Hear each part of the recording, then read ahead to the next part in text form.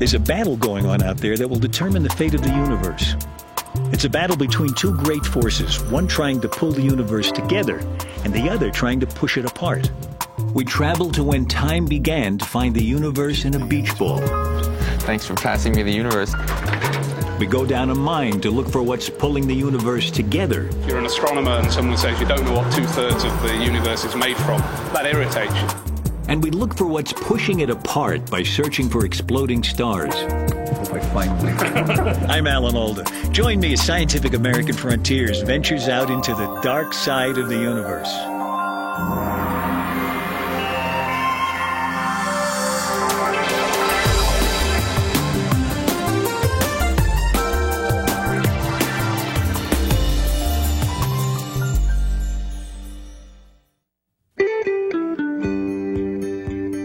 This program was made possible by the National Science Foundation, America's investment in the future.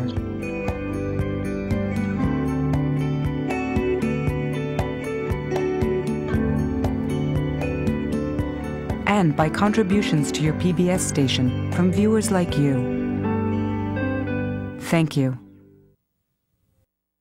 Once we thought our world was the center of the universe.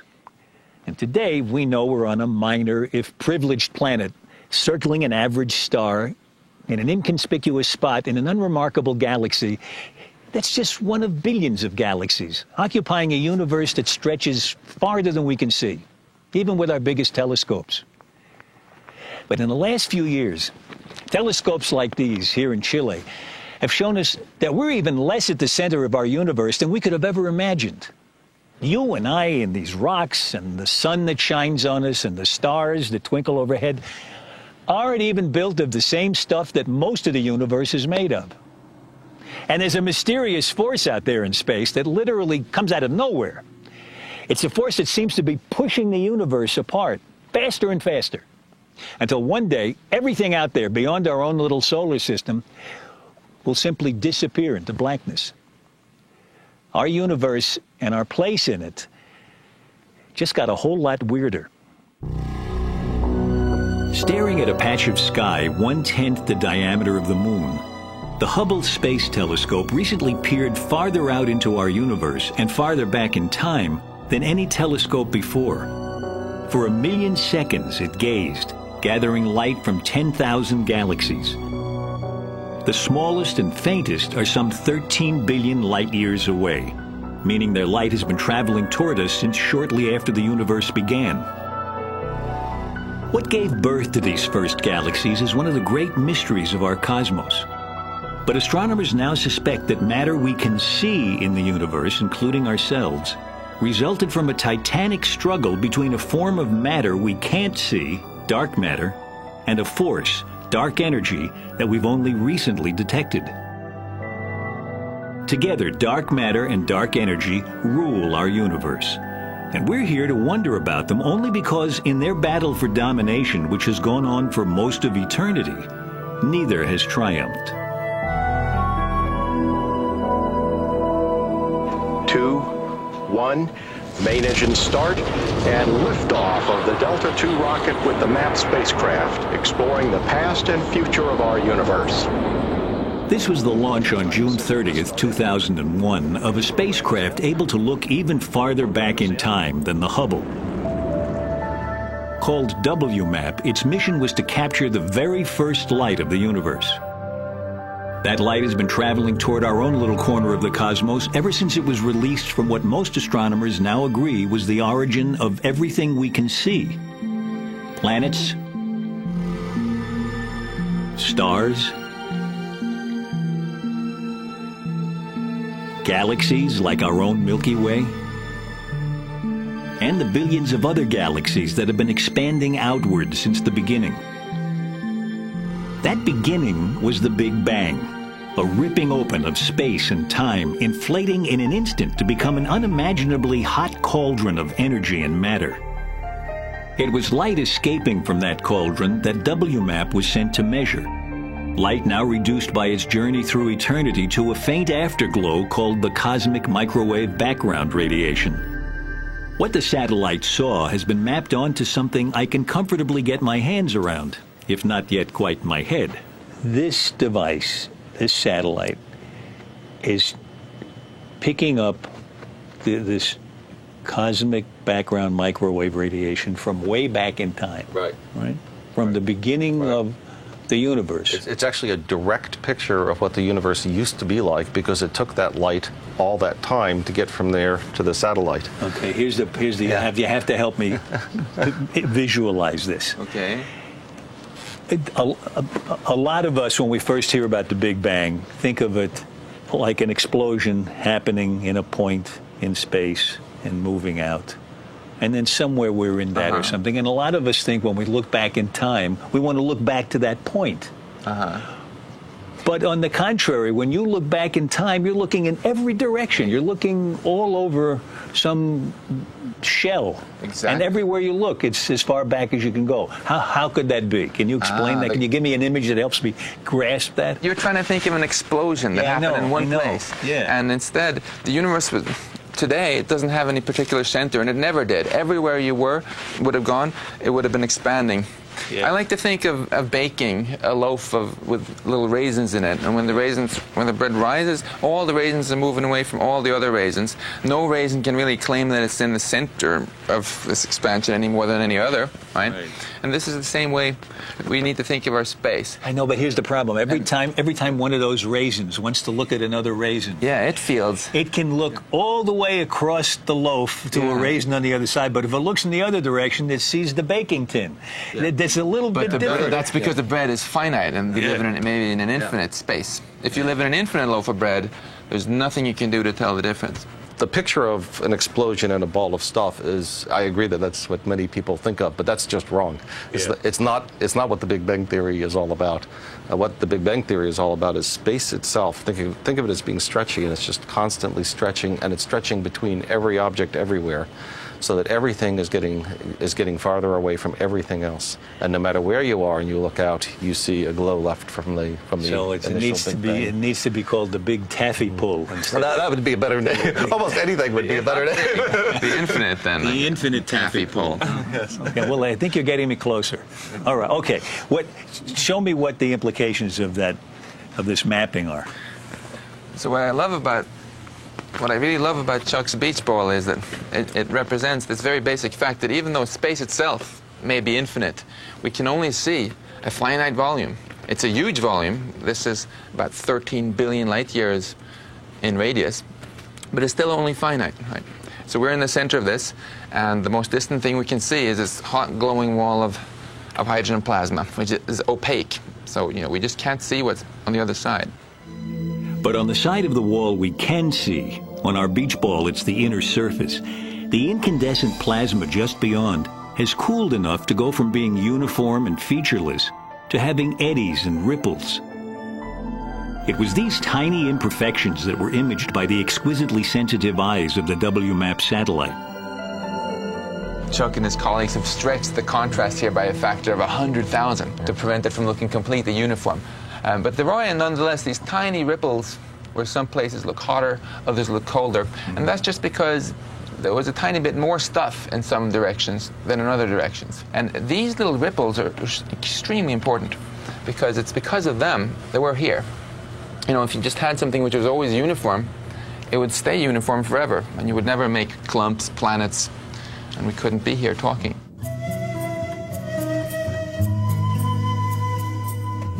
To find out more about how those faint early ripples left over from the Big Bang became our universe, we've come here to the foothills of the Andes in Chile.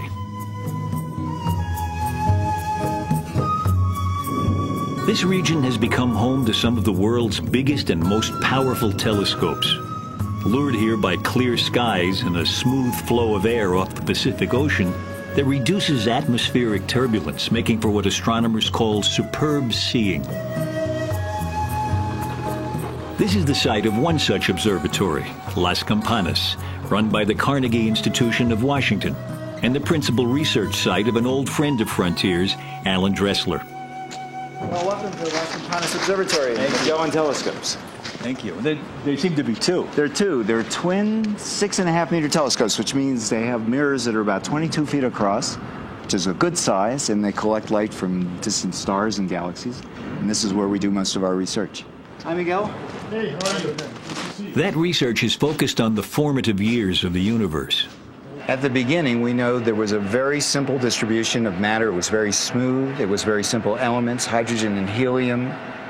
There were no stars, just gas. How did the universe go from being deadly dull with no variation to tremendously complex so that there are creatures on it that look back and figure it all out? That's the fundamental question. And this zone, this sort of 3 billion years in to maybe 8, is where most of that complexity grew. And we can see that evolving, happening by this strange ability to look back in time. I mean, only in astronomy can you actually look back and see 5 billion years, 10 billion years into the past. You can see the past because it took the light. All those stories about time machines. Yeah, it is. We got one. We're looking at. The light from the stars comes in and hits that mirror. Exactly. Gets reflected on another mirror that's above that us little guy here. up there. The little guy up there, which in turn reflects then the light through the hole in the black turret where there is another mirror, a diagonal mirror, 45 degrees, which directs the light to the instrument. When the light hits that mirror, how long has it been traveling? Well, for the things that I'm looking at with Pat tonight, the light has been traveling for about 10 billion years. So pretty much the whole age of the universe. And this is the first thing it hits after all that time. So it's got to be clean. Especially tonight, because it's the first time Alan will be using a brand new instrument. Alan, this is Pat McCarthy, my science partner here. This is the slit mask. So if you turn around and look through the light, you'll see. In what they affectionately call the wok, Pat has painstakingly cut tiny holes corresponding to the galaxies he and Alan plan to study. In any area of the sky that we pick up, say 1/2 degree across, that's what this is looking at, that's the size of the moon, there will really be 100,000 galaxies, very faint, very distant galaxies. And we have selected, in this case, 700 of them we want to look at. So we must make sure that the light from those 700 goes through the spectrograph, but nothing else. Alan's new instrument doesn't just take pictures of those distant galaxies, it can read their spectra. In fact, nearly everything we know about stars and galaxies comes from analyzing their light with the aid of a prism, or more commonly, a device called a diffraction grating. When sunlight or any light strikes this, it's spread by color into its component colors. You can say how much red light, how much green light, how much blue light tells you something about the temperature of the sun. And the sun is a star at 5,000 degrees temperature, produces a lot of yellow light. And so the middle of this spectrum and the most intense part is yellow-green. And then we can see almost with our bare eyes. We see red stars and bluer kind of stars. That has to do with the temperature of the star, basically. Here, for example, in one of the first images taken with Alan Dressler's new camera, both red stars and blue stars are visible in a galaxy nearby. But in the spectrographs that astronomers use, the colors of a star can be analyzed in much finer detail than is visible in a rainbow. There are lines at precise locations across the spectrum that reveal what a star is made of, as well as its temperature and its size. The reason that's important is different stars of different size last, they live a different amount of time. The sun will last for 10 billion years. It's halfway through its lifetime. A star much more massive than the sun might only live for 1 billion years. So if we find those, we know that those are young stars. They cannot be any older than 1 billion years old because they would already be gone. So when I look across our galaxy, I could do them one by one. I could tell you what each individual star is like. I could see a star like the sun all the way across our galaxy. And if I put together the light from billions of stars, I could see them all the way across the universe. And in that information is the rate at which new stars are being born in that galaxy. 3 billion years ago, 5 billion years ago, 7 billion years ago. So I begin to build up a picture of how rapidly were galaxies turning their gas into stars over their lifetimes. A complete construction project. At twilight, the Magellan Telescope's dome is opened. We need to rotate 0.335 degrees. Plus 0.335. Trace, trace, trace, cinco. So how many galaxies are going to have their spectra taken? We're going to take spectra of 700 galaxies tonight. 700. Yeah, that's probably as many as ever been done. You got to remember to put in the walk, because that's a big mistake. If you don't do that, you really blown it. This first exposure using the wok took a half an hour. Okay, so already we can see some objects. That's encouraging. There's a bright one. This is just the beginning of several months' work that will add up to some 50 to 100 hours of data. But even from these first few minutes of peering across the universe, a trickle of light has left the signature of a galaxy in the full fury of creation. So here is a very faint line that is a very faint galaxy, very far away. And here at this one color, that represents probably 100 photons of light coming from a place where 1 million hot young stars have formed in that galaxy 10 billion years ago. So it's 10 billion years ago, and all that made it to us tonight were 100 photons. That's right. So this is the first scientific run you've done, huh? Yes. New instrument. How do you feel? Is it a good start? It's a good start. I wish we had seen a lot in the first exposure, but you have to have a lot of patience if you're going to do something really hard. But it works. The instrument works. It's producing spectra. You've been working on this instrument for how long now? 6 years. 6 years. It took a long time to build, but now it's going to pay off for us. That payoff will help illuminate one of the universe's darkest secrets. How those early ripples left from the Big Bang became the seeds of the stars. A vital clue to that mystery was discovered because a little girl loved watching the movement of the stars in the night sky outside her bedroom window. That story next.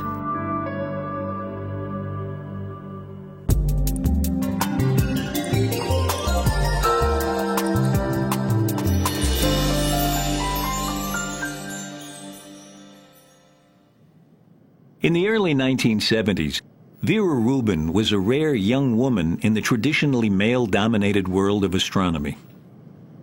I got interested in astronomy by watching the stars as they moved outside my window. I had a window that faced north. I had a bed under the window, and I could see during the night that the stars changed their positions, and that's really what got me interested in astronomy. So I guess I was always interested in how things moved. Vera decided to look at how stars move in spiral galaxies, like our own Milky Way, as they revolve majestically in space. Most astronomers then studying galaxies were drawn to their centers, where the stars are densest. But as a then shy young graduate student, Vera looked instead to where galaxies trail off into empty space. I had children, and I didn't want to compete with what other people were doing, so I decided to study the outsides of galaxies. What she discovered there was revolutionary in both senses. In our solar system, the planets revolve more slowly the farther they are from the gravitational attraction of the sun. Galaxies were assumed to rotate similarly, with stars moving more slowly the farther they are from the center. Instead, I found that the stars very far out were going just as fast as those near the center, sometimes even faster. Sometimes faster. Sometimes faster, and well beyond where there was no light. In fact, I went to my office this morning and got this. Here's Andromeda, which is the largest galaxy, largest spiral near us. At our position in our galaxy, which would be like maybe a third of the way out here, we're moving at 500,000 miles an hour around the center of our galaxy. You hardly feel a wind. That's right. And you don't notice it because everything around us, all the stars near us, everything is going just at the same speed that we are. Yeah. So here are the velocities of stars and gas all the way across. Newton's laws, because this is where the luminosity is, would predict that the velocities rise and then fall rapidly, so that by the time you get out to what looks like the edge of the galaxy, the stars would be moving almost negligibly, very, very slowly. So what you see instead is they're moving very, very fast, all the way out there. So when you got that information, then what did you think you were wrong, or did you? No. You knew you were right. I never thought everybody never thought you were wrong. I never thought. No, I had some crazy ideas, and then it shortly settled that what would have to be was matter that isn't luminous, that you don't see. The galaxy has to extend that far out. There has to be something. There has to be matter that's gravitationally accelerating the little bit of gas that we could see. There had been hints of invisible matter in the universe before, but Vera Rubin's startling discovery confirmed it. Her observations implied, in fact, that galaxies are embedded in immense halos of dark matter, invisible to our telescopes, and yet making up most of the actual mass of each galaxy, including our own. The whole concept of dark matter is enormous. It means that when you're looking at the sky, you're only looking at a few percent of the universe, that most of the universe is invisible. To look into one of the possible sources of this invisible dark matter, we've come to California and the first mountaintop observatory ever built, the Lick Observatory, dating back to 1888. The founder is buried at the base of the telescope. Yeah. James Lick is buried at the base of the pier here. Does anybody ever think about that when you're in there? I used to think about it when I was observing at the 40-inch down the end of the hall, and in the middle of the night the wind would come, whirring through the hall, and you'd hear the clanking of the old heaters, and yeah, I was pretty sure he was coming down to visit me. The original telescope here is still used to look at planets in our own solar system. We can open up the telescope and work. But Deborah Fisher is hunting for planets well beyond its range. In fact, for planets around other stars. So this is the little collecting mirror that we're going to use tonight. The starlight will come down and hit the mirror and is reflected up through that trough, slides up there, and goes through that hole in the side of the dome. Looks like fun, right? We want our photons to have fun. So the light that we saw, the light path outside. I love these little mechanical things. That's right. It's like something from Jules Verne. Exactly. But the magic part of our whole project really is this iodine cell. And now as the starlight passes through this cell, the iodine is absorbing starlight at particular wavelengths. And so finally, in the spectrum of the star, etched into the spectrum, we have a forest of iodine lines, thousands of them. And so it's essentially like a grid on our spectrum. Deborah is looking for tiny telltale shifts of a star's signature spectrum against that fixed grid of iodine lines. A shift that betrays a star's moving toward and away from us due to a planet's tugging at it. This backward and forward wobble also reveals the planet's size in orbit. The bigger the wobble of the star, the more it's doing that, the bigger the planet is going around it, and the faster it wobbles, the closer it is. That's exactly right. Yeah. Okay. So in that way, you can really tell us what's there. That's right. Deborah and her colleagues have found some 70 of the over 100 planets so far discovered orbiting other suns. Most of these planets are huge and orbiting fast, making their detection easier. Deborah's team's most dramatic discovery attracted the attention of a 4th grade class in Moscow, Idaho. And when we found this system, this first star with 3 planets, they sent me a letter, Dear Dr. Fisher, we've been reading about this discovery in the newspaper, and we're doing, scale models of the solar system with paper plates, but we wondered, if you'd named the planets yet, because if you haven't, we have a suggestion. And so they said the planet that's 4 times the mass of Jupiter should be called Forpiter. and the one that's 2 times the mass of Jupiter should be called Tupiter, of course. And then the little one that just orbits every 4 days should be Dinky. So. The star that Deborah's observing tonight, she's already looked at some 200 times. And while it used to be thought an unlikely candidate to have a planet, she's now picking up the faint trace of a wobble. Planets are thought to form from disks of dust and gas that surround the sun. And it could be that many of the billions of stars out there have planets so far undetected. The fact that you're looking for planets that so far haven't been seen, mostly, is that some of the missing matter, or what?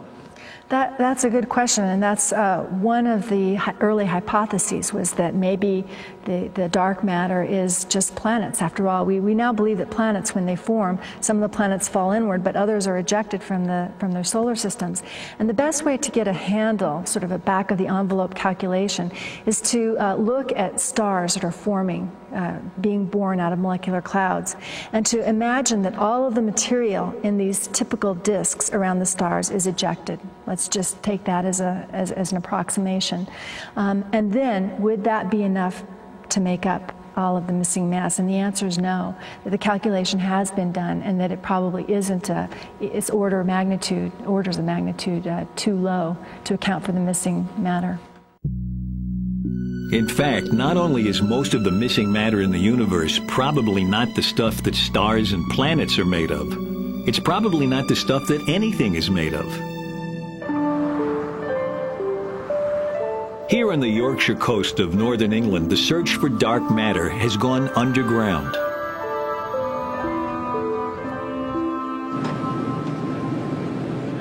This is the Boulby Mine, whose mile-deep shafts provide cover from something tantalizingly similar to the prime suspect for missing matter.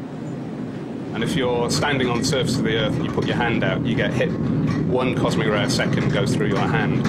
And that would spoil the detector signal that we're looking for. So we go deep underground, and then the large amount of rock between us and the surface shields us from the cosmic rays.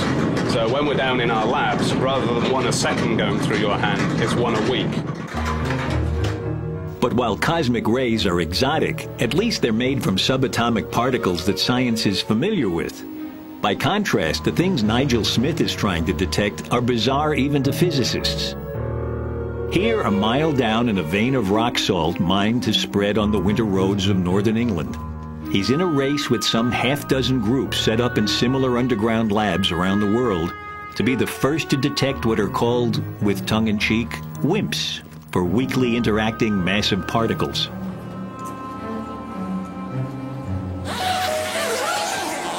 WIMPs have the apparently paradoxical property of being massive in the sense that they exert a gravitational tug, while being almost completely unable to connect with ordinary matter in any other way.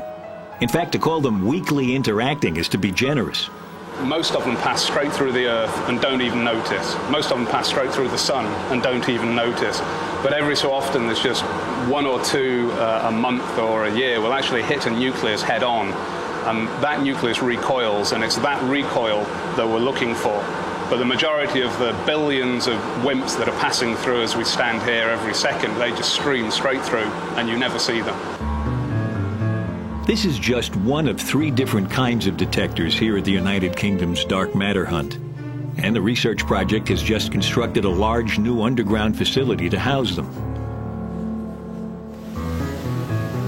There are other detectors in tunnels beneath the Apennine Mountains in Italy, where a joint Italian-Chinese team has been claiming evidence for WIMPs, a claim met with skepticism from their competitors.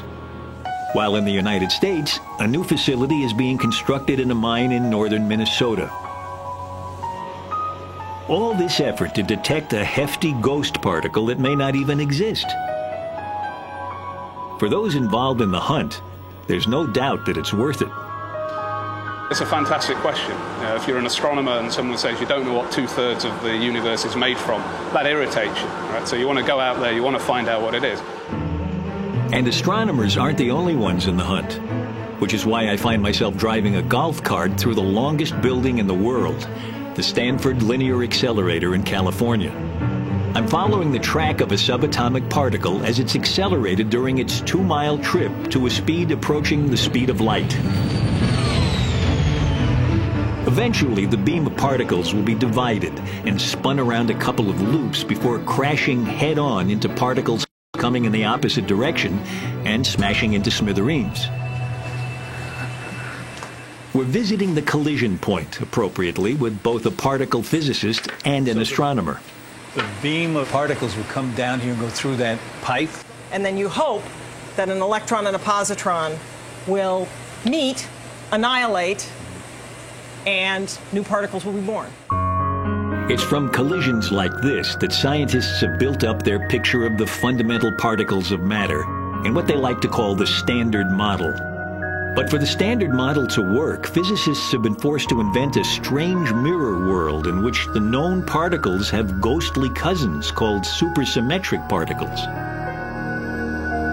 This extra set of particles we haven't discovered yet, but they're our best candidate. We think it's the smoking gun for the dark matter out there. So you and I aren't made of these supersymmetric particles, but the dark matter that's controlling a lot of what's happening in our universe is made of these supersymmetric particles. That's the best theory. That's our best guess at this point. Now, this is interesting. You are pretty sure, or are you dead certain, that these that supersymmetric particles exist or have existed? We're going to get different answers. Less than pretty sure, but this were a horse race. This is the one I'd be putting my money on. It is thought that supersymmetric particles are all over the universe? They're out there. Yeah. Yes. And how did they get started? Where do they come from? On the Big Bang itself. From the Big Bang. So are you trying to create a situation something like the Big Bang, where you get both the particles and the supersymmetric particles, the mirror versions of them? But I thought you needed something I thought you needed a lot more energy than you could possibly get on Earth to create a Big Bang. We're not recreating the Big Bang. Right, thank God, because I would stand a lot further away from it, and I'd wear that hat. But we are able, if we have enough energy in our particle accelerators, to create the constituents that were created in the Big Bang. And so, at the same time that astronomers are going underground in their hunt for the missing dark matter, particle physicists too are burrowing to build the biggest atom smasher ever in the hope of creating dark matter. This is the construction of what's called the Large Hadron Collider at CERN in Switzerland.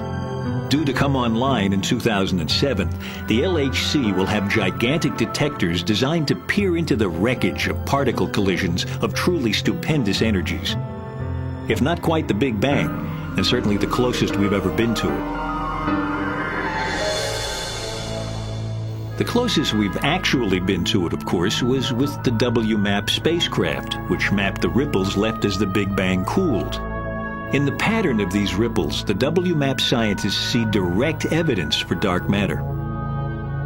You only get this if you have about 6 times more dark matter than all atoms combined. What we did is we generated literally tens of millions of possible universes on the computer, and we compared them with our measurement of the real universe that we have. And I think of it as like matching fingerprints. So this is the actual fingerprint of the real suspect, and we have a mug book of fingerprints, and we match them up, and we pick out the right suspect that way. And as Max described, that the right suspect has this substantial amount of dark matter in it. Today, then, the evidence is mounting that most of the stuff in the universe is not only invisible to us, but isn't even what the visible stuff is made of. But to astronomers like Alan Dressler, looking back in time to see how the universe began, dark matter is more than just astonishing. It allowed us to be. You're taking this picture of way back in time, and you're seeing the formation of the stars. Now, what role does dark matter play in that? It's very important to see how galaxies form, but they couldn't have formed, we now believe, without the dark matter, because there wasn't enough gravity and all this kind of material that we're made of to coalesce and make stars. And that's where the dark matter played the pivotal role. It actually held this, what we call baryonic normal matter, together and allowed it to begin to concentrate and to cool and then make stars. So that transition from, already there were these sort of wells, these places where gravity was strong, and all those atoms suddenly said, oh, there's gravity here from this dark matter, and they headed in that direction. So they fell into those little wells of gravity that have been growing since the Big Bang. But if dark matter's gravitational hug was indispensable to our universe's birth, we now know that from the start it's been opposed by an anti-gravity force that might, if things had turned out just a little bit differently, have overwhelmed it, and instead blown the infant universe apart. That story next.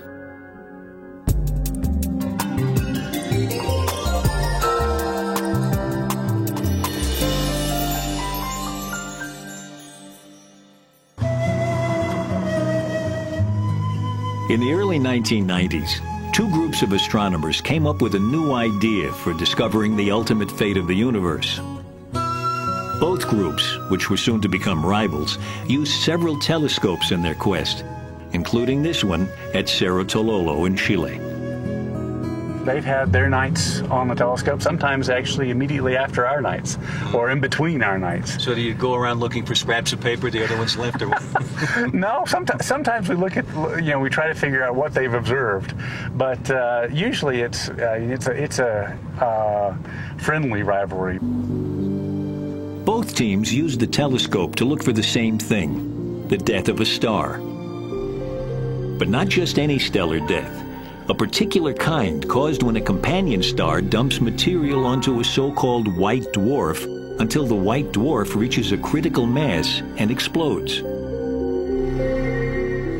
This is called a Type 1a supernova, and the astronomers like it because all Type 1a supernovae are almost exactly alike. Identical flashbulbs popping off randomly all over the sky. With just a 2-minute exposure on this telescope, we can see halfway across the universe. That's how powerful the telescopes are and how bright supernovae are. So we can take very short exposures and cover large parts of the sky to discover supernovae. But discovering them is only the beginning. Once a supernova is spotted, other, even bigger telescopes are standing by to pounce on its light and read its spectrum. If we don't find supernovae in this telescope, then all the other telescopes who are waiting have nothing to do. Right. They get real mad at us.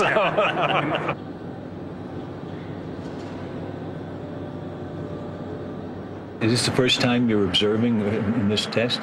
Yeah, this is the beginning of our season. So we're going to go 3 months now, 30 half nights searching for supernovae. And tonight is the first night. So your exposure is covering all of this, and that's even more than a full moon would be in the sky. So what's the probability that you'll find a supernova? In this one field? Yeah. It's about 1. It's one for this month. Yes. But so sometime during this month, you're going to, if you keep pointing there, you're going to catch at least one. Oh yes, yeah, definitely. Yeah. So now the telescope is slewing. So the stars are whipping by. Here's a cool image. This is the first image that came off tonight. And so you can see lots of galaxies, very faint galaxies, stars. Here's a very nice spiral galaxy here with disturbed arms. So you're going to observe, right? You mean more than I am now? Yes, right here. You want me to actually sit here? Yes. The end of science as we know it.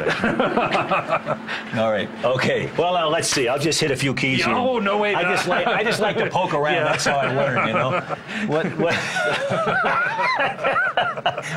What should I do first? Wait for him. When he says OK, you hit enter. And that's it? That's it, yes. No. Okay. Okay. There it goes. There it is. And that sound was the shutter opening. Oh, yeah. Yeah, I heard that. Now taking data. Your first image in search of supernovae. I hope I find That first night of the season, Nick and Chris and their team took 16 different snapshots of the sky.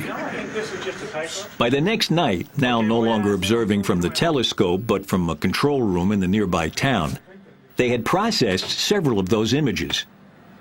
And one of them, though sadly not mine, came up a winner. So here we've got a big diffuse source of light, and it looks like it's probably a galaxy. And in both the images, there's apparently a little new light source just outside that galaxy. That looks like a supernova to me. Great. this would be a really good candidate if we get a follow-up image to do spectroscopy. As a matter of fact, we don't need a follow-up image. This definitely is a supernova. Supernovae are very rare events. The last one in our galaxy was 300 years ago. So it's only by staring at tens of thousands of galaxies at a time that the supernova hunters can hope for success. Once they've found one, there are only a few days before its explosion dies away. So there isn't much time for a large telescope like the Keck in Hawaii to get its spectrum. This spectrum not only confirms it's a Type 1a, but it also gives its age. The older the light, the more it's been stretched as space itself has expanded, and so the longer its wavelength, the more it's shifted toward the red. And because every Type 1a supernova explodes like a standard flashbulb, its brightness reveals how far away it is. And this is why both rival teams of astronomers were hunting so eagerly for Type 1a supernovae. By finding supernovae of different ages and measuring their distance, both groups hope to find the answer to one of astronomy's great questions. What is the ultimate fate of the universe? We met members of one team at Cerro Tololo. The other is based here at the Lawrence Berkeley Laboratory in California and is led by Saul Perlmutter. Both teams expected to measure how much the expansion of the universe has been slowing due to gravity, especially the gravity of all that recently discovered dark matter. And we thought it was going to be a great project. We were going to find out whether the universe was going to last forever or not, or whether someday all the stuff in the universe, all the matter in the universe would slow the expansion down to the point that it would come to a halt and then collapse. And what we ended up with was, when we started looking at the data, it looked like there was very little mass in the universe. In fact, it wasn't slowing very much at all. And then, as you really looked at the data, you started listening, it's not only not slowing much at all, it's not even slowing, it's actually speeding up. And that was a real shock, because it was not part of the original description of our project when we were planning to use the telescopes. It was way better than that. Instead of slowing down due to gravity, the expansion of the universe appeared to be speeding up, as if under the influence of some sort of anti-gravity. The rival team was coming to the same mind-boggling conclusion. Was it an exciting moment, or was it just puzzling and puzzling and concerning, because it wasn't the expected result. So I mean, we were expecting deceleration. So really, the knot twist up in your stomach, saying, "Okay, let's go back and do this again. Make sure this is right." Yeah. And you go back through the numbers once again. You go back through the numbers yet again. Now you're starting to believe, well, we're onto something here. Wow. And the whole group, we're distributed, and so the emails start coming in saying, geez, can this be right? You don't want to come out with anything that's wrong, of course, in a scientific, a major scientific announcement. And so you're being so careful, trying to check, well, maybe it's this, maybe it's that, and you're looking at every possible thing. Finally, we came to the conclusion, well, we have to come out and say it. Were you all getting it right around the same time? Yeah, we announced at the same time in 1998 at a conference in Santa Barbara. And both groups came out, and we sort of knew that the other team was going to announce the same thing, and I'm never sure how we knew that.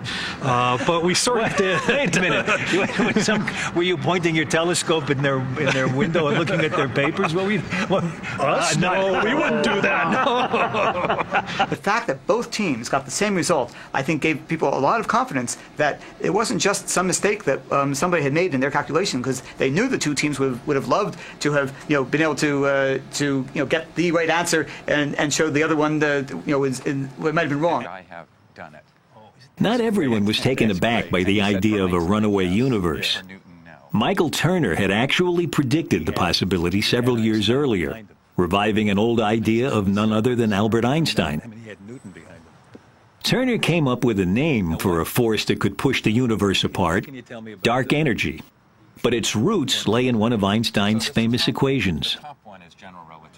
The notion of dark energy was, as I understand it, something that he came up with and didn't really understand he had come up with it. How far off am I with that? That catches a lot of it. I mean, in science, people were often confused. And so Einstein was confused about the expansion of the universe. His equations wanted a universe that expanded. And so he put in this fudge factor that canceled the attractive gravity of matter. When just a few years later the universe was discovered actually to be expanding, the cosmological constant, Einstein's anti-gravity fudge factor, was no longer needed. He gratefully discarded it, calling it his greatest blunder. But it's one of the wonderful things about science is when we are in this struggle to try to understand, we invent things. And once you take something out of Pandora's box, you can't put it back. And so this idea was laying around in our idea box, and it's sort of like anti-gravity. It's a repulsive gravity. And so it resurfaced again in trying to understand why the universe not is expanding, but the expansion is speeding up. How did you come up with the name dark energy? It's kind of a nice yin and yang with the dark matter. You know, so we have dark matter and we have dark energy, and they're fundamentally different, and that's, you know, matter is different than energy. And then, you know, today we have the battle between the dark matter and the dark energy. There is one uniquely privileged spectator to the battle between dark matter and dark energy: the Hubble Space Telescope. Perched high above the atmosphere of Earth, it has a clear view of the supernova beacons used to track the universe's history. We went to visit the control room for the Hubble Space Telescope in Baltimore. Hi. Nice to meet you. Welcome to the Space Telescope Science Institute. Thank you. I can't wait to see you. Yeah. My guide is supernova hunter Adam Rees. Can you tell me what all these folks in here are doing? I mean, there's constant activity and chatter, and what is it all about? Right. They're primarily monitoring health and safety. They're looking at telemetry. They're looking at temperatures and voltages of thousands of different components on the telescope and making sure they're all within their tolerances. They're looking at the heating on one side of the telescope when it's in the sun side. About once a week, we upload a whole week's worth of observations of what's supposed to be done that week to the telescope. And so if we find a supernova, for example, we usually have to find it by Tuesday, because Tuesday is a special day when they build the calendar for the next week. It's sort of funny. The light's been traveling for 11 billion years. It finally arrives, and it's got to arrive by Tuesday.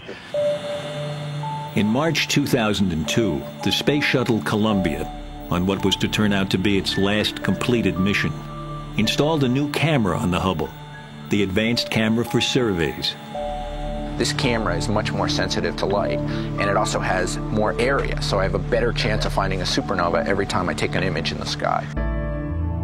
Adam's plan was to look back with the new camera to supernovae exploding when the universe was young. He found some half dozen, ranging in age back to 11 billion years ago. His hope was to find out if the universe has always been pushed apart by dark energy, or if it once had been reined in by the gravitational pull of dark matter. We have roughly... Adam Rees works closely with Mario Livio. Adam observes the universe. Mario comes up with theories about it. Basically, you have the universe behaving something like this.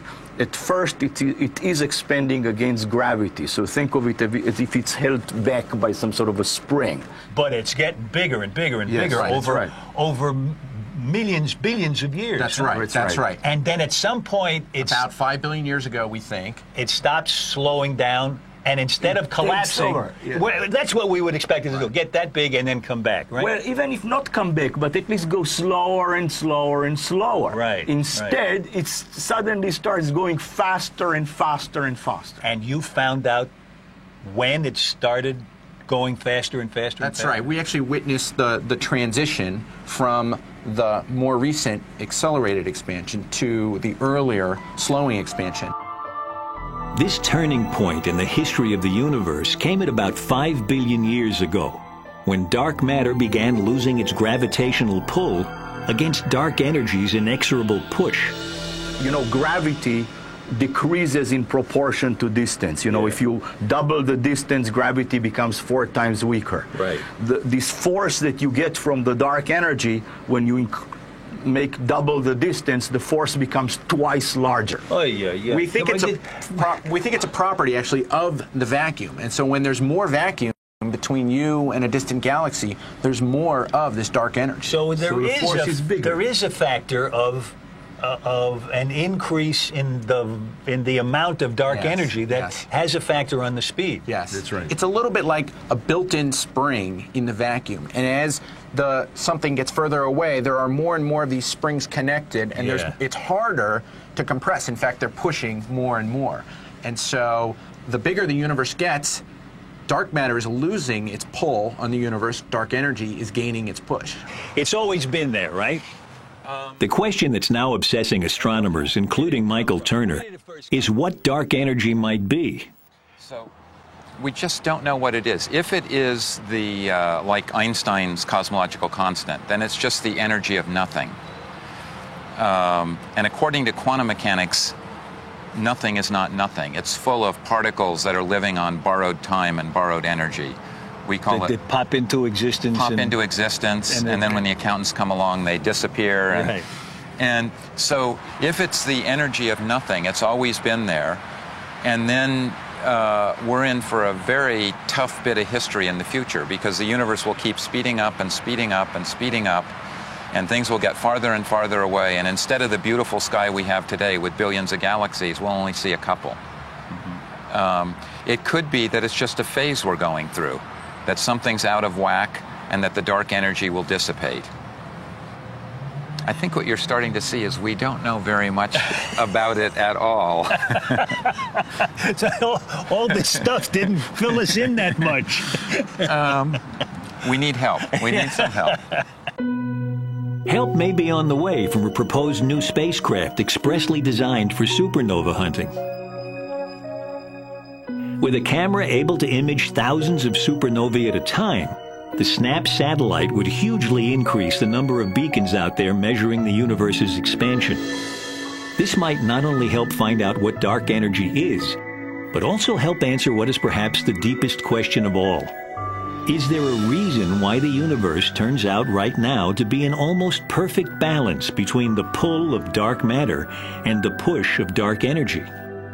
Or is the fact that dark energy didn't blow it apart in its infancy just a lucky accident? Maybe the Big Bang that turned out so well for us was just one big bang among many. That if this burst of expansion happened here, there's no reason it wouldn't have happened here and there, and in the past and in the future. Right, right. In the same universe. In the same universe. It was in what was the same, what started out in. So now we need new language. Yeah, right? yeah. So the universe is the whole ball of wax, but they're different, disconnected pieces. Right. It was like bubbles in a glass of champagne. Exactly. The champagne is the early, or a universe at any given time, or the multiverse. Yeah. And each bubble is a new universe. It's a new universe. If this is our universe, where would the other universes be in this multiverse? Thanks for passing me the universe here. Yeah. We're actually kind of sloppy in astronomy when we talk about the universe, because what we usually mean is just the interior of this beach ball. The part of the universe that we can observe is what we call the universe. And that's, of course, strictly speaking, not true at all, because I don't have a single colleague who would entertain that space just ends here. You know, that there's a sign here saying space ends here. Mind the gap. We all believe that space goes on outside, and most of us believe that space actually goes on forever and is infinite, which means that there's another sphere like this, and in the middle of that, maybe there's another planet where people discuss their universe and can't see ours. And there's probably infinitely many of these.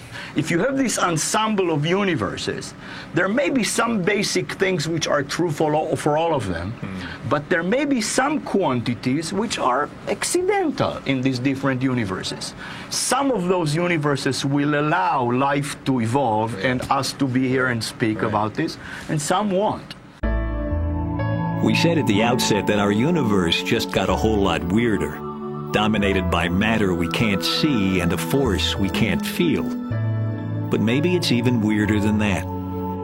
Not only are we not at the center of our universe, maybe we're not even in the only universe, just in one in which dark matter and dark energy fought each other, at least when it mattered, back when the stuff we're made of was created, to a standstill.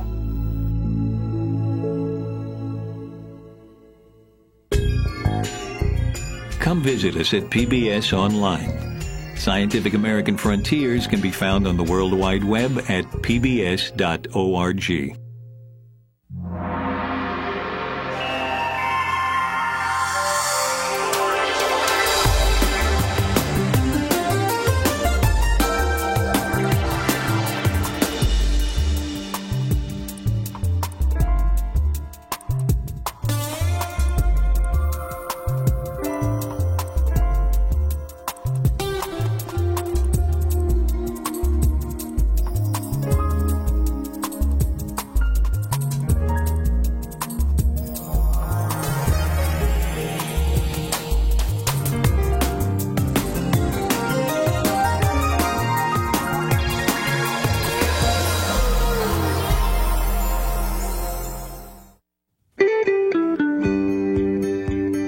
This program was made possible by the National Science Foundation, America's investment in the future.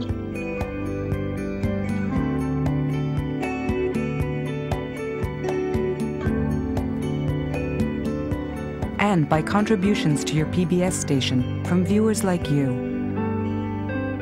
Thank you.